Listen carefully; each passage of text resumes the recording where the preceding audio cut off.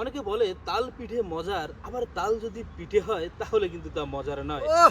তাল গাছ এক পায়ে দাঁড়িয়ে সব গাছ ছাড়িয়ে, এটা কিন্তু একটি কবিতার লাইন।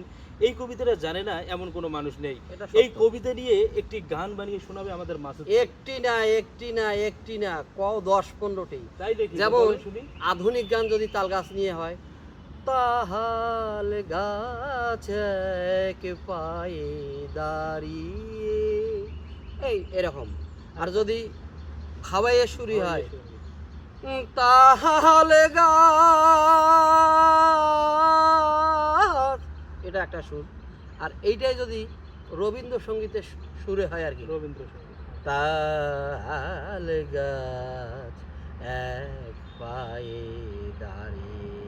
আবার এইটাই যদি ব্যান্ডের সঙ্গীতে হয়, মনে করেন আইয়ুব বাচ্চু বা জেমস, আইয়ুব বাচ্চুরের কথা বলি, স্যারের কথা বলি, যদি আইয়ুব বাচ্চু স্যার বলতেছেন, তাহলে তাল গাছ এক পায়ে দাঁড়িয়ে উকি মারে, এরকম।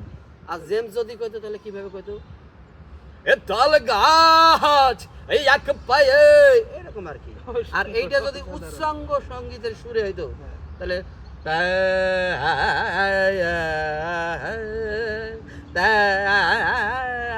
মানে তাল গাছের গোড়ায় সে পড়ে থাকবে আর উপরে উঠে লাগবে।